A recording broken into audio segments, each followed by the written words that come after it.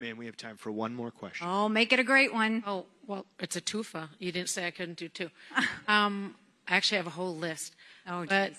I recently traveled up and down the East Coast. I drive professionally locally, and I drive all over the country all the time. I'm all about state rights. The A word became a state's issue. That's great. You talk about education, state's issue, of course. But Second Amendment is federal. Right now, New Hampshire has constitutional carry. We are doing what the Constitution says. I'm tired of locking state to state. I got to have it in pieces, and then I don't have to have it in pieces as long as it's in the right box. And I can have it in the trunk, but I can't have it in the bed of the truck. And I get to a border, and I'm like, oh shit, where? I got to like figure out what law I'm in, and I'm Googling. The gun rights have to become federal. Stop it. We need to stop it with every state gets to come up with their own version of it. Because right now, and we've only had constitutional carry since Chris Nunu 2017, he's not running again. Another governor might not be as strong as Second Amendment. I told Chris to his face a few years ago, whatever other mistakes he might make, everybody makes mistakes. If he leaves us our Second Amendment, everything else will fall into place. That was why I was such a supporter. I fear for what that's doing. So it can't keep being a state's right, a state's issue. But that's sort of a question, but more. Yes, of course. So first of all, I am a concealed weapons permit holder myself. So I can tell you that in South Carolina, it was so hard to get reciprocity with different states. We passed bill after bill to try and get different reciprocity, but you're exactly right. Not only is it hard to know what the next state does, it's hard to know where it's allowed, on school grounds, not on school grounds, any other place. And so there does need to be a more uniform way of doing that. What I will tell you is I will always fight to protect Second Amendment rights, because I think that the one thing we have to do, we will fight to get stolen guns off the street. We will fight to hold criminals accountable. We will fight to have the backs of our law enforcement. But we need to also fight for the fact that people have the right to protect themselves and protect their families. And we can't ever take that away from them because of other lawlessness that's happening. It's making people want to make sure they're more protected because of it. And so, no, you will always have your Second Amendment rights protected, whether the state by state or whether it's federal. I'll do everything I can to make sure that you can get what you need to be able to protect yourself. Yes, you can do your second question. It's important, and I get nothing from my state reps, my state senators. We essentially, up in Coos County, we essentially don't have federal senators and federal Congress because, and this is part of the reason why. We're in New Hampshire, we voted a Republican governor, Republican House, a Republican state House, Republican Executive Council. Yet we continually have a Democrat congressman and Democrat senators, and I think that a huge part of that is UOCAVA. My son is Army infantry. I'm all for his right to vote when he's deployed.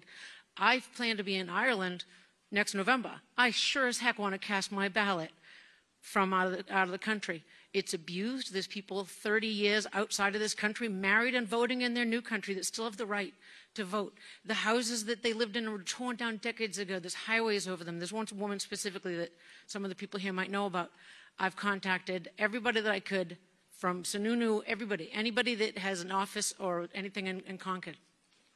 Chuck Morse, everybody. Nobody will do anything about it. That UOCAVA is not 100% abuse. That's an exaggeration. UOCAVA needs to be reined in. It started with the military, so they have the right to vote. Overseas college students and stuff like that. Now, someone who moves, say I go to Ireland, I fall in love. I'm a little old to be having kids, but hypothetically I have a kid. That kid is 20, has never been brought to the United States. That kid has the right to vote in wherever was my last residence, whether or not that's even a residence anymore, whether or not I was taken on and start voting in Ireland.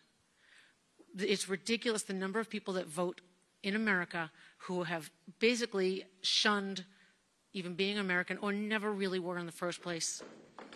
And that is why we keep having the federal ballots. I will pull information on that because I'd love to know how many people we're talking about and what the activity rate is in elections and what it's not, but I promise you I'll pull the information. So I'll leave you with this. First of all, thank you for being patient, one, in waiting on me, and then two, sitting through all of this. You know, when I first ran against that longest serving legislator in a primary, people laughed at me. And I got to work, and I earned their support, and we won. When I ran for governor, I was actually a Tea Party candidate. I ran against a lieutenant governor, an attorney general, a very popular congressman, and a state senator. I was Nikki Who. I had 3% in the polls. I had the least amount of money. But I worked South Carolina like no one else, and we won. When I got to the United Nations, they said I didn't have enough experience. And I got to work and took the kick me sign off of our backs. I have been underestimated in everything I've ever done. And it's a blessing because it makes me scrappy. No one's going to outwork me in this race. No one's going to outsmart me in this race because we have a country to save. So if you like what I had to say today, go tell 10 people. Go tell them to go to NikkiHaley.com. Go tell them to learn about what we're doing. Go tell them to go to a town hall. Go tell them to get a yard sign and get involved or volunteer. But be a part of the solution. If you don't like what I had to say today, shh. Just don't say anything and don't tell anyone you were here. Thank you very much. God bless you. I appreciate it.